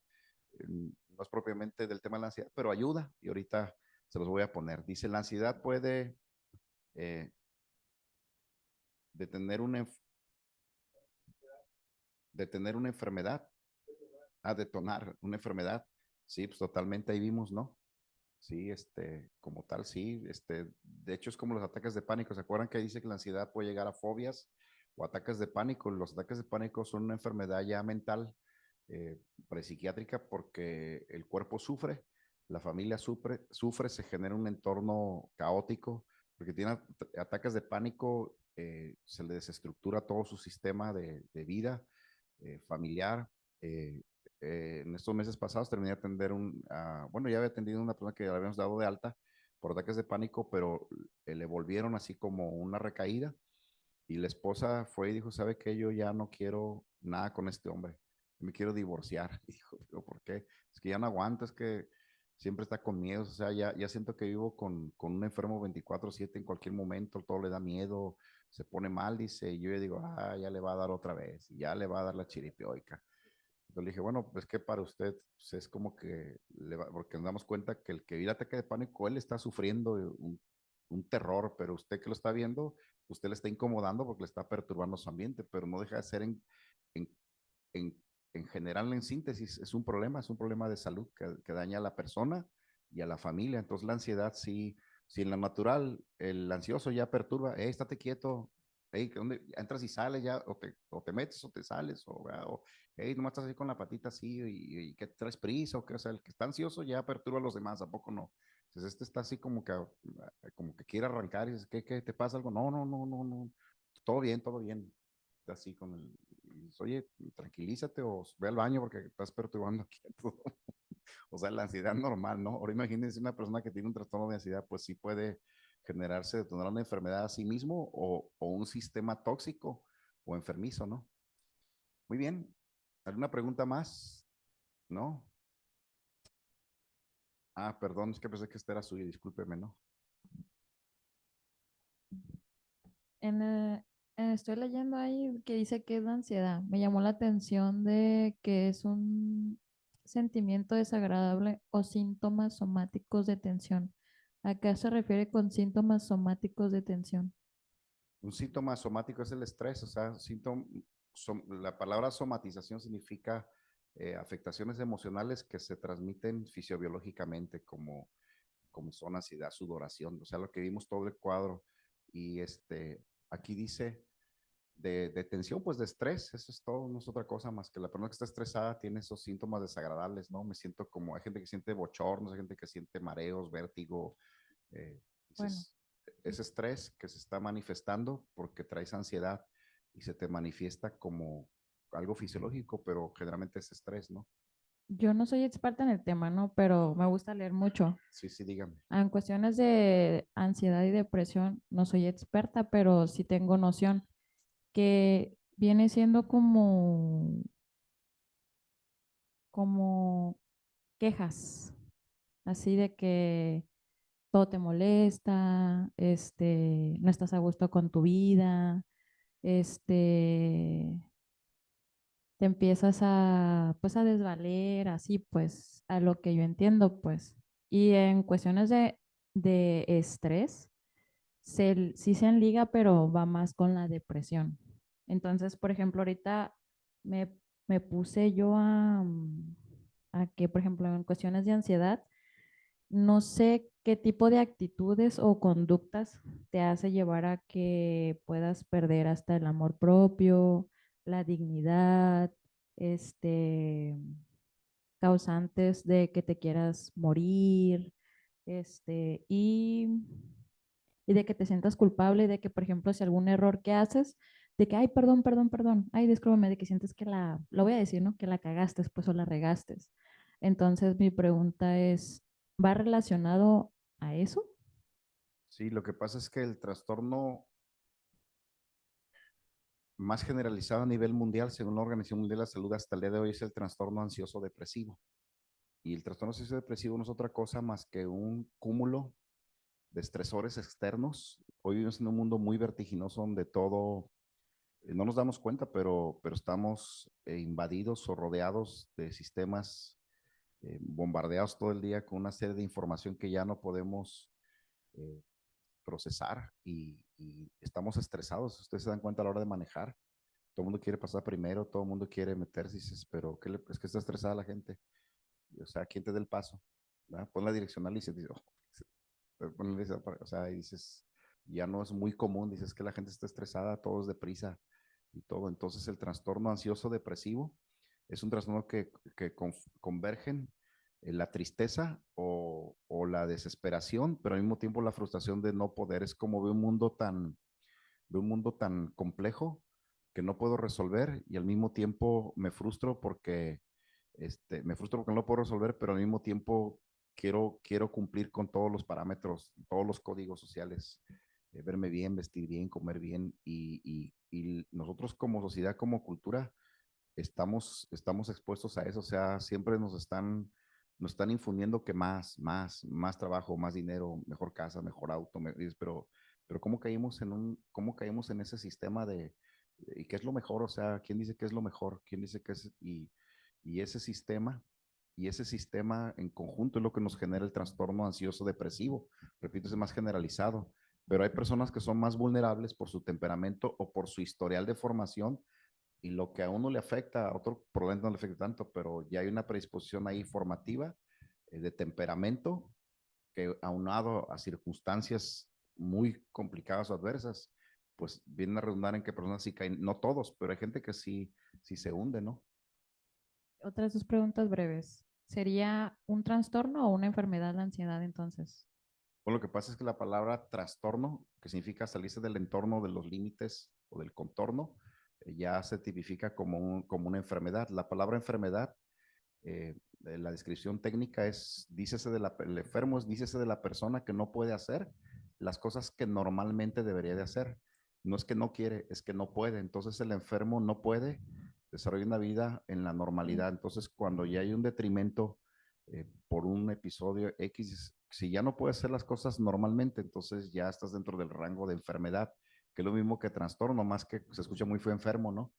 Pero por ejemplo, el alcohólico es un enfermo mental y emocional, el neurótico es un enfermo emocional, el ansioso es un enfermo psicoafectivo. Pero para que no se escuche tan feo, pues le ponemos trastorno, aunque también se escucha feo, entonces decimos, ay, como que medio enojona, bueno, está medio pirata, es lo mismo, pues. En-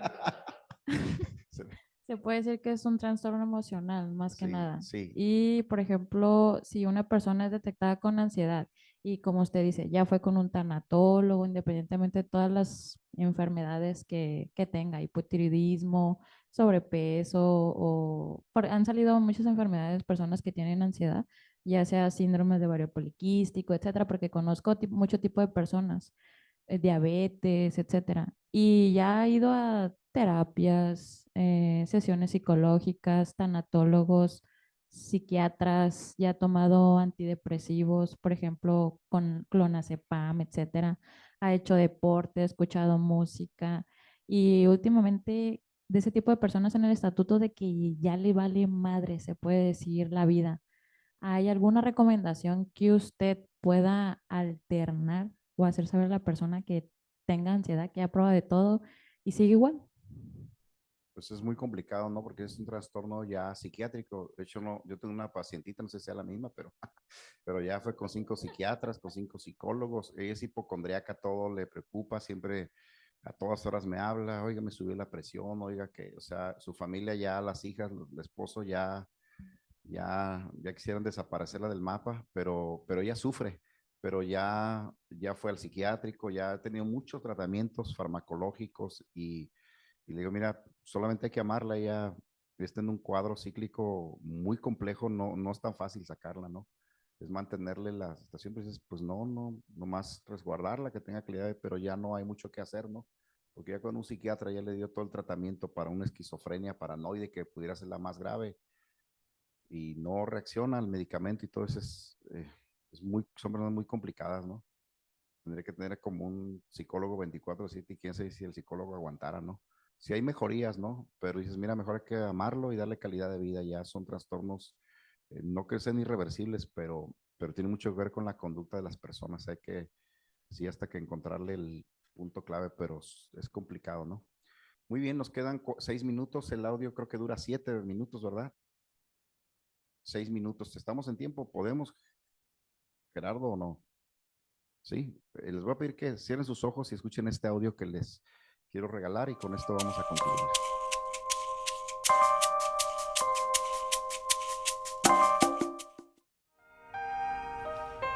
El buscador.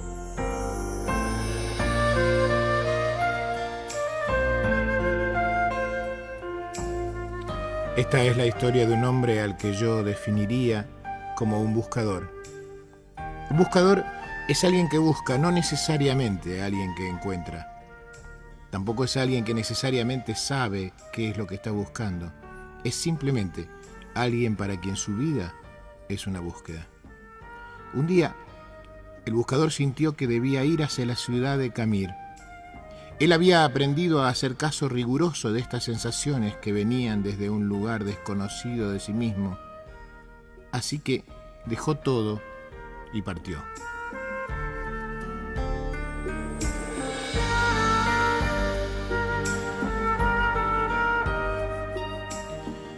Después de 2 días de marcha por los polvorientos caminos, divisó a lo lejos la ciudad de Camir.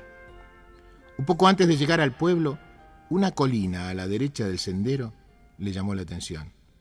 Estaba tapizada de un verde maravilloso y había un montón de árboles, pájaros y flores encantadores. La rodeaba por completo una especie de valla pequeña de madera lustrada. La pequeña portezuela de bronce lo invitaba a entrar.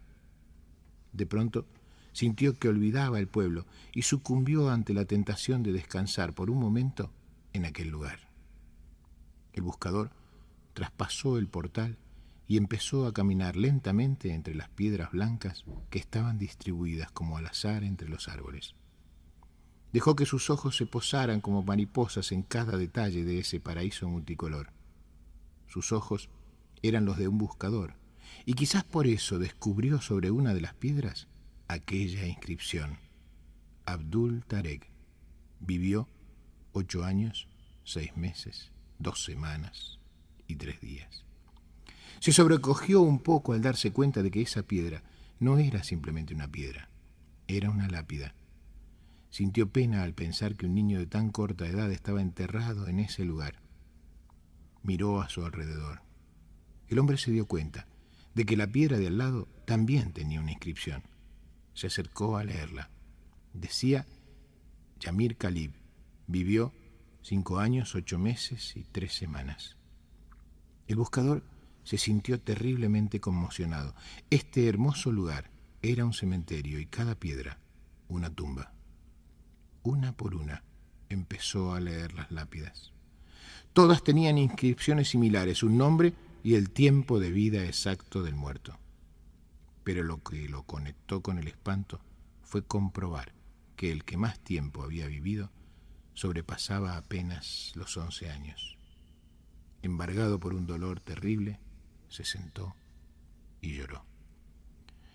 El cuidador del cementerio, que pasaba por ahí, se acercó.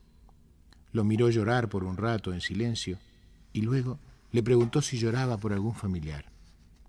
Ningún familiar, dijo el buscador. ¿Qué pasa con este pueblo? ¿Qué cosa tan terrible hay en esta ciudad? ¿Por qué tantos niños muertos enterrados en este lugar? ¿Cuál es la horrible maldición que pesa sobre esta gente, que los ha obligado a construir un cementerio para chicos? El anciano se sonrió. Puede usted serenarse, le dijo. No hay tal maldición. Lo que pasa es que aquí tenemos una vieja costumbre. Le contaré. Cuando un joven cumple 15 años en este pueblo, sus padres le regalan una libreta como esta que tengo aquí, colgando del cuello, ¿ve?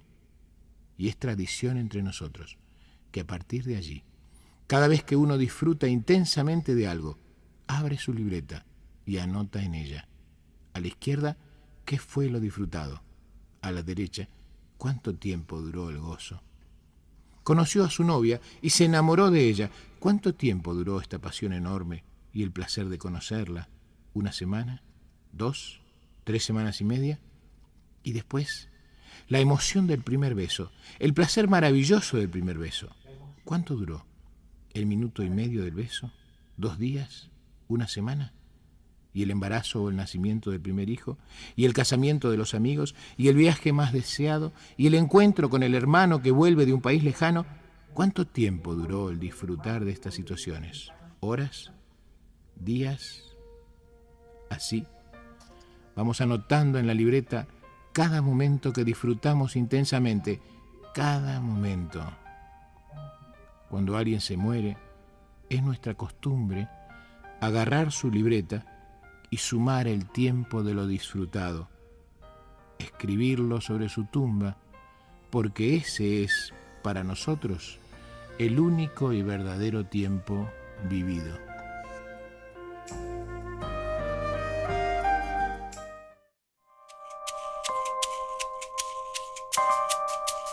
Muy bien, pues muchas gracias por su tiempo. Que la pase muy bien. Nos vemos mañana. Vamos a dar por terminada la reunión.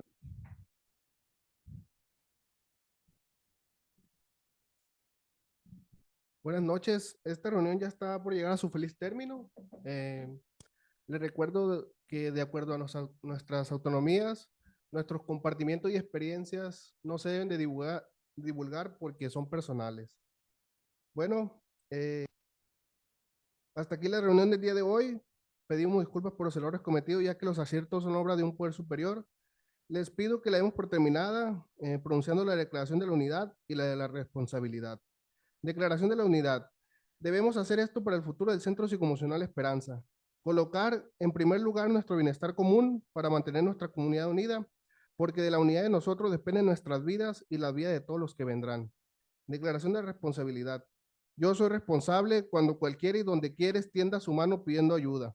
Quiero que la mano del Centro Psicoemocional Esperanza siempre esté ahí y por eso yo soy responsable. Muchas gracias y que tengan buena noche.